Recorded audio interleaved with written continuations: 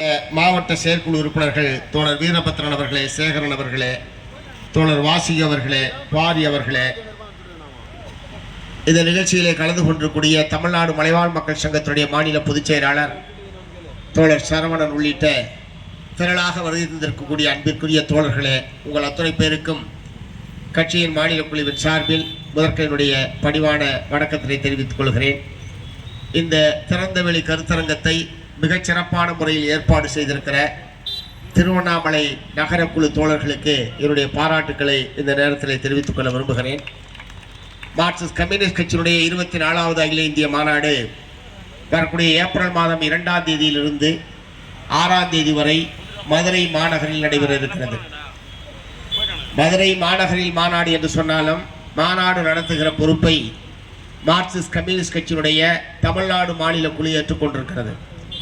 அந்த அடிப்படையிலே தான் தமிழ்நாடு முழுவதும் கடந்த பல வாரங்களாக மார்க்சிஸ்ட் கம்யூனிஸ்ட் கட்சியினுடைய பல்லாயிரக்கணக்கான தோழர்கள் தங்களுடைய முட்டி எலும்பு உடைய, செருப்பு தேய, வீடு வீடாக மக்களை அணுகி மாநாட்டுக்கான பல லட்சக்கணக்கான ரூபாய்களை திரட்டுகிற பணியில் எங்களுடைய தோழர்கள் ஈடுபட்டிருக்கிறார்கள்.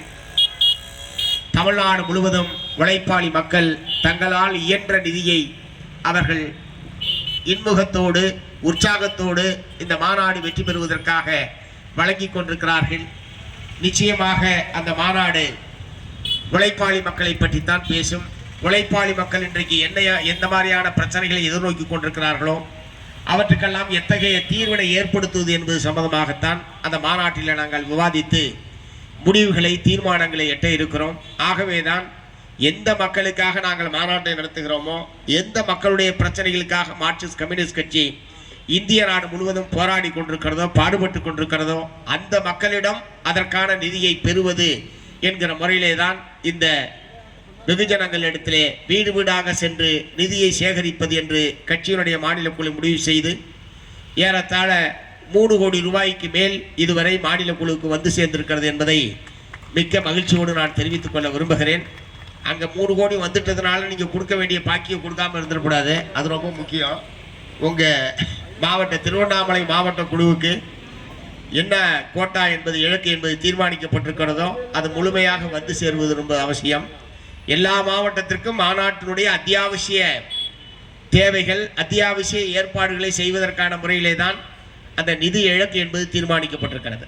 ஆகவே அந்த வகையில் இதுவரை இந்த பணியிலே தங்களை முழுமையாக ஈடுபடுத்திக் கொண்ட அனைத்து தோழர்களுக்கும் என்னுடைய பாராட்டுக்களையும் நன்றியும் தெரிவித்துக் கொள்கிறேன். மிச்ச நிதி இலக்கை முழுமையாக முடிக்கக்கூடிய வகையில் நீங்கள் தொடர்ந்து தங்களை அந்த பணியிலே ஈடுபடுத்திக் கொள்ள வேண்டும் என்று இந்த சந்தர்ப்பத்திலே கேட்டுக்கொள்ள விரும்புகிறேன்.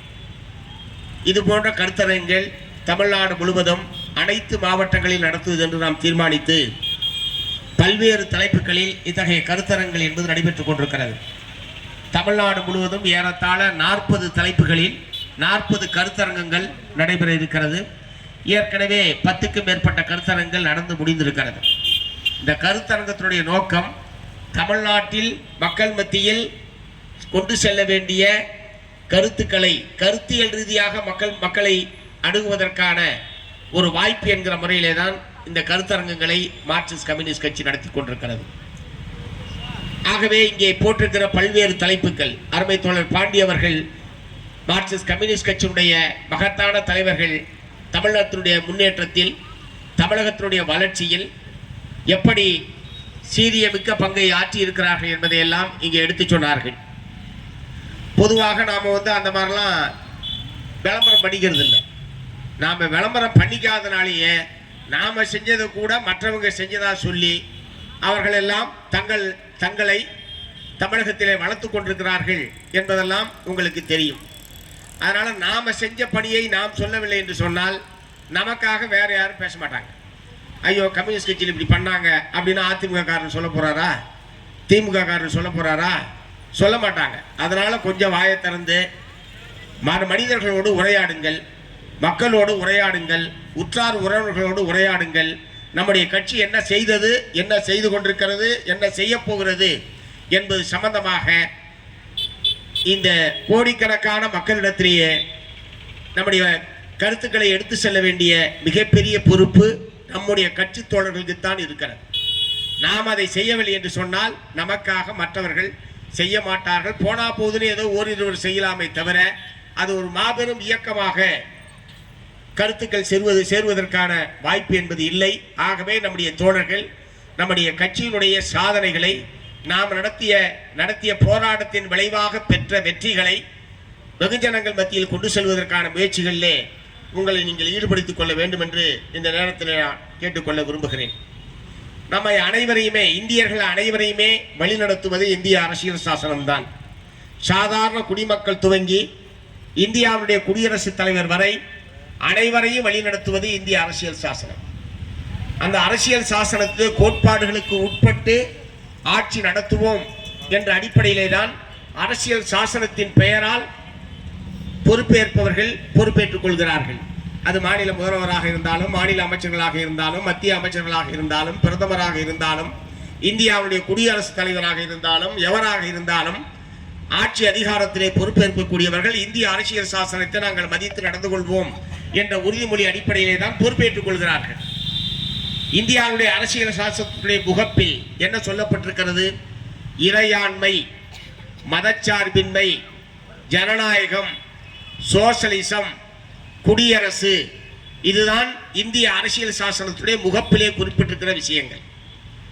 இதில் எதையாவது ஒன்றையாவது பிஜேபி ஏற்றுக்கொள்ளுமா என்பதை நீங்கள் நினைத்து பாருங்கள்.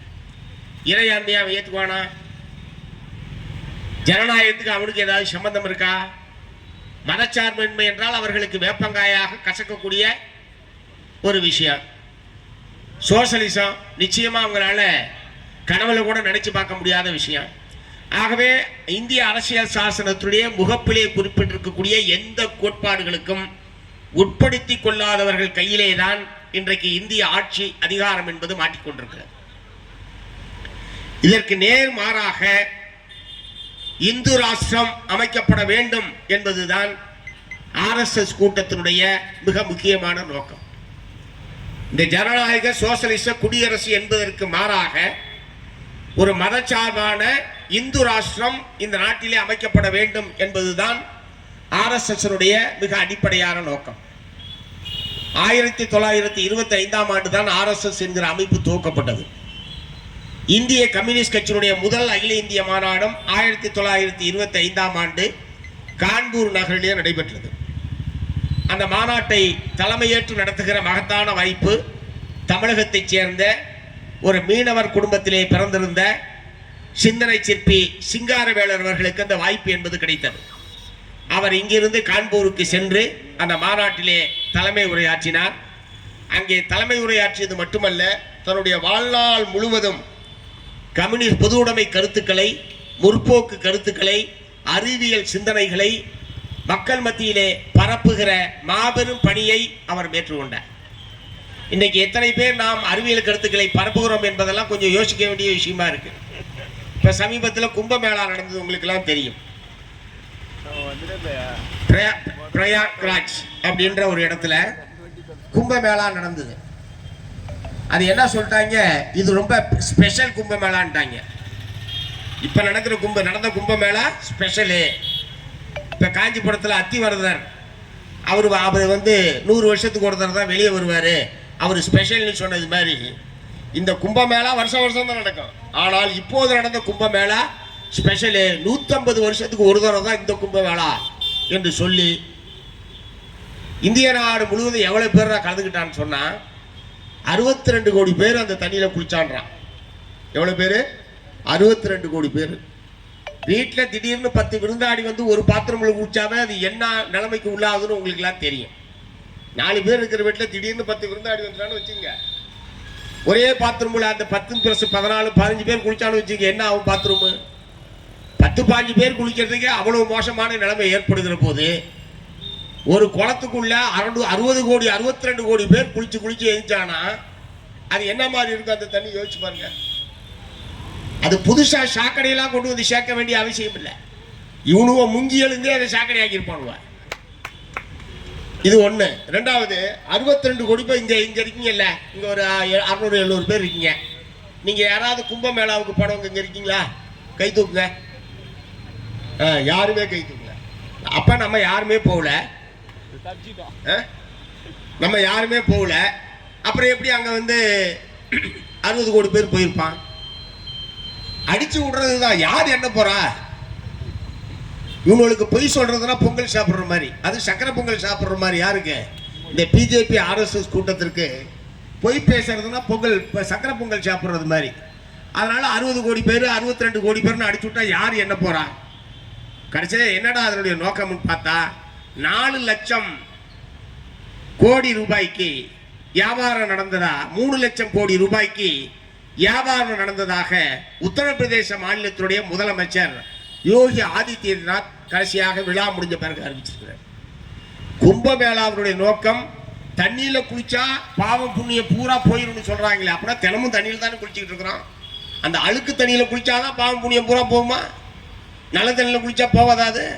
அது என்னன்னா அப்படி ஒரு விசேஷமான தண்ணி. ஆனால் இந்த மாதிரி நிறைய மூட நம்பிக்கைகளை இப்போ இங்கே திருவண்ணாமலையில் என்ன பண்ணுறீங்க? மாசத்துக்கு ஒரு தடவை பௌர்ணமி அன்னைக்கு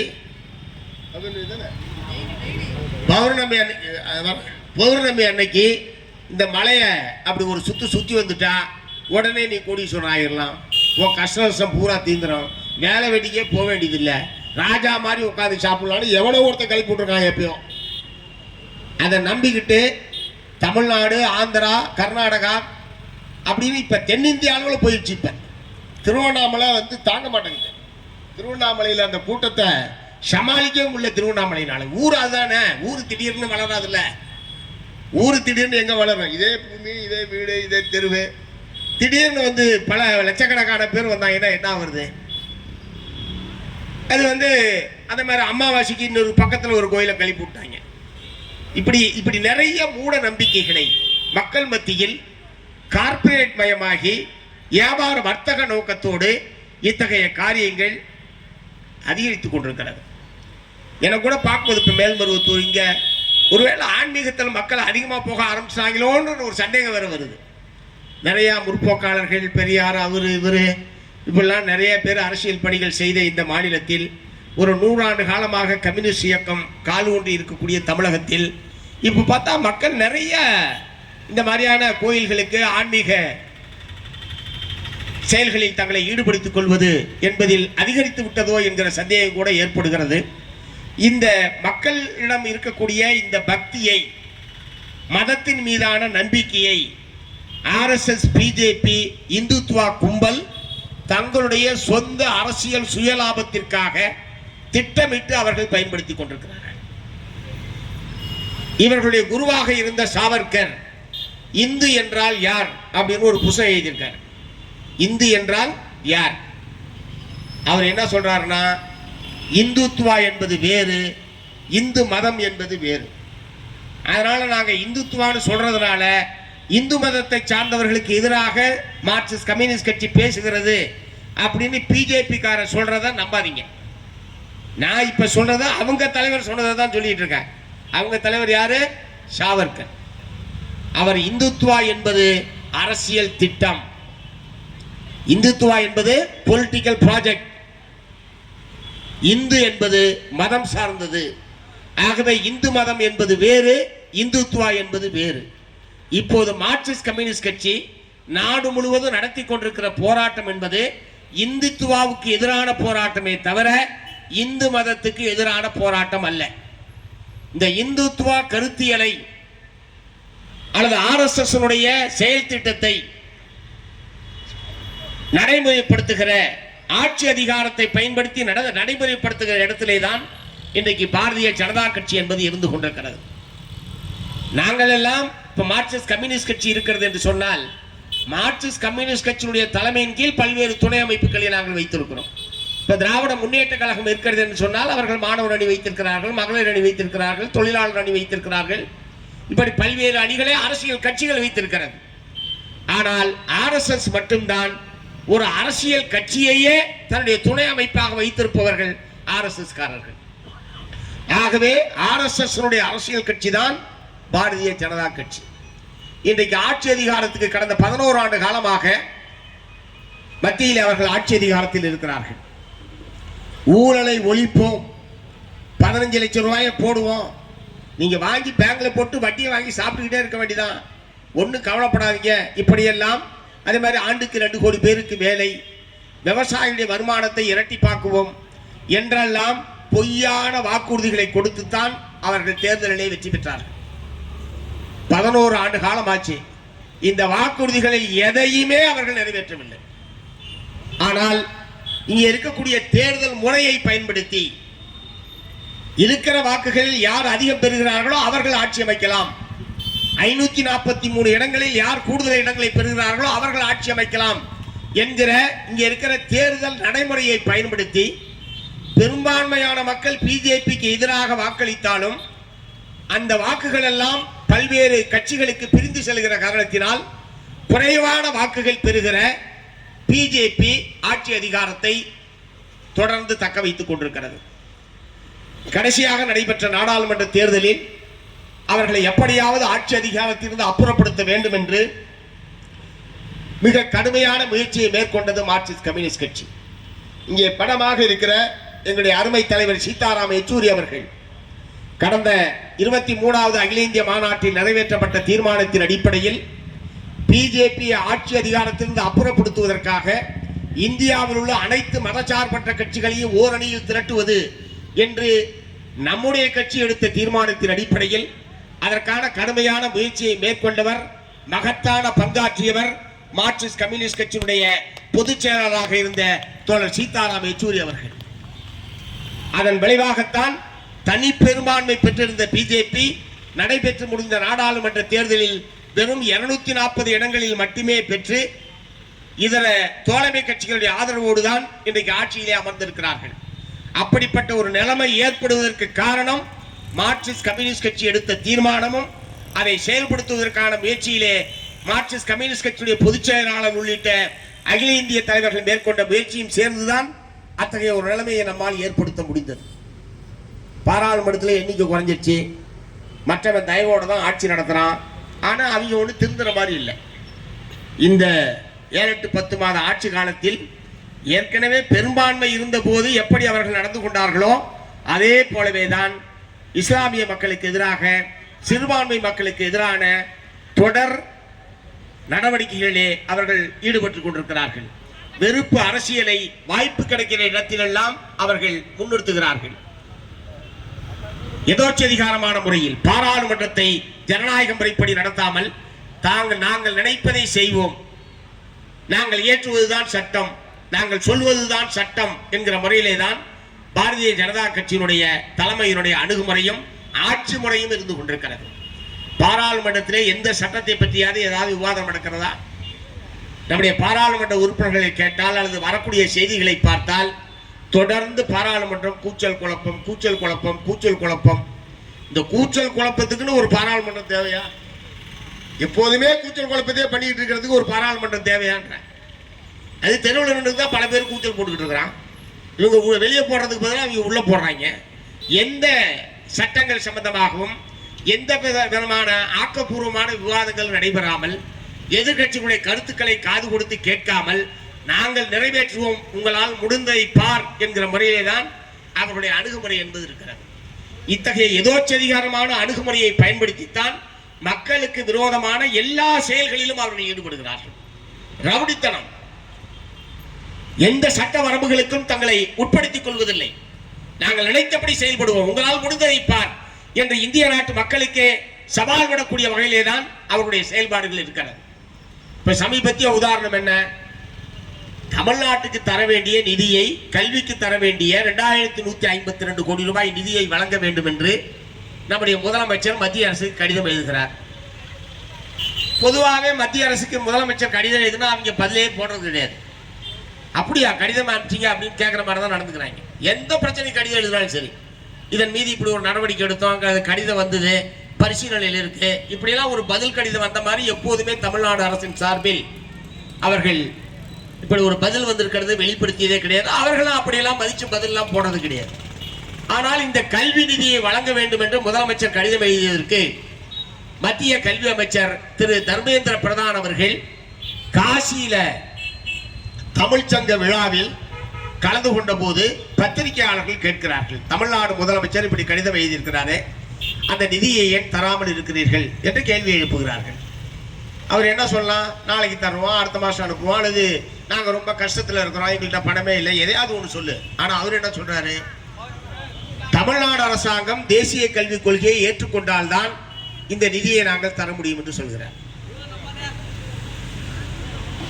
அப்படி எங்கேயாவது மத்திய அரசாங்கத்துடைய கல்விக் கொள்கை தான் எல்லா மாநிலங்களும் கடைபிடிக்க வேண்டும் என்று எங்கேயாவது சட்டத்திலே சொல்லப்பட்டிருக்கிறதா? கல்வி என்பது மத்திய மாநில அரசுகளுக்கு இடையிலான ஒத்திசைவு பட்டியலிலே இருக்கிறது. மத்திய அரசாங்கத்துக்கு உட்பட்ட பட்டியலிலே இல்லை, மாநில அதிகாரத்துக்கு உட்பட்ட பட்டியலிலே இல்லை. அது இரண்டுக்குமான ஒத்திசைவு பட்டியலிலே இருக்கிறது. அப்படி இருக்கிற போது நாங்கள் உருவாக்கி இருக்கிற தேசிய கல்விக் கொள்கையை ஏற்றுக்கொண்டால் தான் நிதியே தருவோம் என்று சொல்வது அடாவடித்தனம், வன்மையான கண்டனத்துக்குரியது. பிறகு கடுமையான எதிர்ப்பு தமிழ்நாட்டில் வந்தோடனே நாங்கள் மும்மொழி கொள்கையை தமிழ்நாடு அரசாங்கம் ஏற்றுக்கொள்ள வேண்டும், அது தேசிய கல்விக் கொள்கையிலே ஒரு பகுதி. மும்மொழி கொள்கை என்றால் இந்தியை நீங்கள் படிக்க வேண்டும் என்று சொல்கிறீர்கள் என்று சொன்ன உடனே அப்புறம் கொஞ்ச நாள் கழிச்சு நாங்கள் இந்தியை தான் படிக்கணும் நாங்கள் சொல்ல, எதையாவது ஒன்று புதுசாக மூணாவது மொழியை கற்றுங்க, ஏதாவது ஒரு மூணாவது மொழியை கற்றுங்க. நாங்கள் ஏன்டா மூணாவது மொழியை கற்றுக்கணும்? சரி, தமிழ்நாட்டில் மூணாவது மொழியை கற்றுக்கணும்னு வாதத்துக்கு வச்சுங்க. உத்தரப்பிரதேசத்தில் எத்தனை மொழியை கற்றுக் கொடுக்குறீங்க? பீகாரில் எத்தனை மொழியை கற்றுக் கொடுக்குறீங்க? ஒடிசாவில் என்ன தமிழையா கற்றுக் கொடுக்குறீங்க? உத்தரப்பிரதேசத்தில் தமிழை கற்றுக் கொடுக்குறீங்களா மூன்றாவது மொழியா? அது என்ன, இந்தியாவுடைய இந்தி பேசக்கூடிய மாநிலங்கள் எல்லாம் அவர்கள் ஒரு மொழி கற்றால் போதும், தமிழ்நாடு, கேரளா, ஆந்திரா போன்ற மாநிலங்கள் மட்டும் 3 மொழியை கற்றுக்கொள்ள வேண்டும் என்று ஏன் கட்டாயப்படுத்துகிறீர்கள்? அப்படி 3 மொழியை கற்றுக்கொண்டால் தான் நிதியை தருவோம் என்று சொல்வதற்கு உங்களுக்கு என்ன உரிமை இருக்கிறது? இதைத்தான் இப்போது தமிழ்நாடு கேள்வியாக எழுப்பிக் கொண்டிருக்கிறது. இப்போ ஒரு புது பிரச்சனையா திரு அண்ணாமலை அவர்கள் எழுப்பியிருக்கிறார். என்ன பண்றாரு, இங்க இருக்கக்கூடிய மத்திய அரசாங்கத்தின் கட்டுப்பாட்டில் நடக்கக்கூடிய நவோதயா பள்ளிகளில் அல்லது மத்திய அரசாங்கத்துடைய பாடத்திட்டத்தில் நடத்தக்கூடிய பள்ளிகளில் இந்தி கற்றுத்தரப்படுகிறது. அப்படின்னா அரசாங்க பள்ளிகளில் படிக்கக்கூடிய மாணவர்களா இந்தி கற்றுக்க கூடாதா அப்படின்னு ஏதோ அரசாங்க பள்ளி மாணவர்கள் மீது இவர்களுக்கு ஆழ்ந்த அக்கறை இருக்கிற மாதிரியும், அதனால அவங்களுக்கு கற்றுத்தந்தே தீர்வது என்கிற முறையில் இப்ப தமிழ்நாடு பூரா மாணவர்களை விரட்டி கையெழுத்து வாங்கிட்டு இருக்காங்க. பசங்க மிரண்டு ஓடுறான் அவங்களை பார்த்தாவே, உன் பிஸ்கட் வேணாம் கையெழுத்து வேணாம் பாலை விடு. இப்போ இன்னைக்கு ஒரு 5 பிஜேபி காரனை கைது பண்ணிருக்காங்க காவல்துறை. எதுக்கு தெரியுமா? பசங்களை இப்படி விரட்டி கையெழுத்து வாங்குறதுக்காக. இது குழந்தைகள் மீதான வன்முறைன்னு சொல்லி தமிழ்நாடு காவல்துறை வழக்கு போட்டு ஒரு 5 பேரை கைது பண்ணிருக்காங்க. கையெழுத்து போடுறதுன்றது அவரவர் விருப்பத்தை அடிப்படையில் இருக்க வேண்டுமே தவிர இப்படி கட்டாயப்படுத்தி குழந்தைகளுக்கு மிட்டாய் கொடுத்து பிஸ்கட் கொடுத்து இந்த மாதிரி அளவா கையெழுத்து வாங்குவாங்க. ரெண்டாவது நான் என்ன கேட்க விரும்புறேன், மத்திய அரசாங்கத்துடைய கட்டுப்பாட்டில் இருக்கக்கூடிய பள்ளிகளில் நீங்கள் உருவாக்கிய பாடத்திட்டத்தில் இந்தி என்பது ஒரு பாடமொழியாக அதில் இருக்கிறது. ஆகவே அவர்கள் கற்றுக்கொண்டிருக்கிறார்கள். தமிழ்நாடு அரசாங்கத்தினுடைய கல்விக் கொள்கையில் பாடத்திட்டத்தில் இந்தி என்பது அந்த திட்டத்திலே இல்லை, அதனால் அங்கே கற்றுத்தரப்படவில்லை. மூன்றாவது, ஏற்கனவே இந்தி திணிப்புக்கு எதிராக மாபெரும் கிளர்ச்சிகள் எல்லாம் தமிழ்நாட்டில் நடைபெற்று அதை தொடர்ந்து 1960களில் இந்திய பாராளுமன்றம் தமிழ்நாடு போன்ற மாநிலங்களுக்கு ஒரு உறுதிமொழியை வழங்கியிருக்கிறது. இந்த மக்கள் விரும்புகிற வரை இந்தி திணிக்கப்படாது என்கிற உறுதிமொழியை இந்திய பாராளுமன்றம் தமிழ்நாட்டுக்கு வழங்கி இருக்கிறது. அப்போதிருந்து ஆட்சியாளர்கள் வழங்கினால் அது எங்களை கட்டுப்படுத்தாது என்று நீங்கள் சொல்ல முடியுமா? இப்ப பாராளுமன்றத்தில் நிறைவேற்றப்படக்கூடிய சட்டங்களுக்கெல்லாம் என்ன மரியாதை இருக்க முடியும்? பாராளுமன்றத்தில் வழங்கக்கூடிய உறுதிமொழிகளை அடுத்தடுத்து ஆட்சிக்கு வரக்கூடியவர்கள் மீறுவார்கள் என்று சொன்னால் அங்கே வழங்கக்கூடிய உறுதிமொழியை யாராவது பெரிதாக எடுத்துக்கொள்வார்களா? ஆகவே இவ்வளவு பிரச்சனைகள் இருக்கக்கூடிய ஒரு நிலையில் மூன்றாவது மொழியை கற்றுக்கொண்டே தீர வேண்டும். 2001ஆம் ஆண்டு மக்கள் தொகை கணக்கெடுப்பு அடிப்படையில் இந்தியாவில் 122 மொழிகள் இப்போது இலக்கண வடிவங்களோடு நடைமுறையில் இருப்பது 122 மொழிகள் என்று 2001ஆம் ஆண்டு மக்கள் தொகை கணக்கெடுப்பின் அடிப்படையில் இந்திய அரசாங்கம் முடிவு கொண்டிருக்கு. 122 மொழி.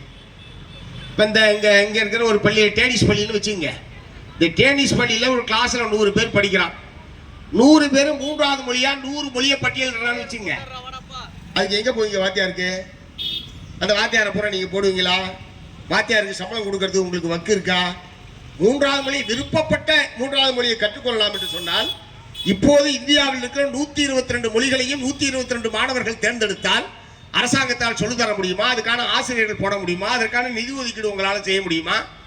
ஆகவே இவை அனைத்தும் கடுமையான எதிர்ப்பை சமாளிக்க முடியாமல் அவர்கள் சமாளிப்பதற்காக சொல்லக்கூடியதை தவிர, தமிழின் மீதோ தமிழ்நாட்டின் மீதோ தமிழ்நாட்டு அரசு பள்ளி மாணவர்கள் மீதோ அவர்களுக்கு கடுகளவும் அக்கறை இல்லை என்பதை நான் இங்கே சுட்டிக்காட்ட விரும்புகிறேன். இது வெறும் மொழி சார்ந்த பிரச்சனையோ அல்லது நிதி சம்பந்தப்பட்ட பிரச்சனையை மட்டுமல்ல, மாநில அதிகாரத்தின் மீது, மாநில அரசாங்கங்களுக்கு இந்திய அரசியல் சாசனம் வழங்கி இருக்கக்கூடிய அதிகாரத்தின் மீதான மத்திய அரசாங்கத்துடைய தாக்குதல் என்பதை நான் இங்கே சுட்டிக்காட்ட விரும்புகிறேன். ஆகவேதான் நாம் எந்த ஒரு மொழிக்கும் எதிரி அல்ல. மக்கள் விரும்பினால் எந்த மொழியையும் கற்றுக்கொள்ளலாம். இப்ப திருவண்ணாமலை மாவட்டத்திலிருந்து பல்லாயிரக்கணக்கானோர் கர்நாடக மாநிலத்திற்கு வேலைக்காக செல்கிறார்கள். அங்க போயிட்டு 2 மாசம் 3 மாசம் இருந்தாலும் இங்க வந்தோன்னா கன்னடம் பேசுறான். நம்மளோட அவனுக்கு ஒரு மொழி தெரிஞ்சிருச்சான். நம்மள்ட்ட வந்து கன்னடத்தில் பேசுறாங்களா இல்லையா? நமக்கு கன்னடம் தெரியாது, இருந்தாலும் அவன் கன்னடத்தில் பேசுறான். பாரு, நான் கத்துக்கிட்டு வந்துட்டேன். வாழ்வாதாரத்திற்காக இங்கிருந்து மும்பைக்கு சென்றவர்கள், தமிழகத்திலிருந்து மும்பைக்கு சென்றவர்கள், அல்லது தமிழ்நாட்டிலிருந்து டெல்லிக்கு, உத்தரப்பிரதேசத்துக்கு, கான்பூருக்கு சென்றவர்கள் அங்கே போய் இந்தியை கற்றுக்கொண்டுதான் இருக்கிறார்கள். வட இந்திய மாநிலங்களிலிருந்து பல லட்சக்கணக்கான பேர் வாழ்வு தேடி வேலைக்காக தமிழகத்திலே வந்து வேலை செய்து கொண்டிருக்கிறார்கள். அவர்கள் எல்லாம் ரொம்ப கொஞ்சம் தமிழ்ல பேசிக்கிட்டு இருக்காங்க. ஹோட்டல்ல, கட்டுமான இடத்துல, மற்ற பல தொழிற்சாலைகள்லாம் தமிழ்ல பேசிக்கிட்டு இருக்காங்க. அவெல்லாம் தமிழ் கத்துக்கணும்னா வந்தான், தமிழ்ல பேசலன்னா இங்க வேலை செய்ய முடியாது, தமிழ்ல பேசலன்னா வேலை கிடைக்காது. அதனால தமிழ் கத்துக்கிட்டு இருக்கிறான். ஸ்கூலுக்கு போய் கத்துக்கிட்டான்.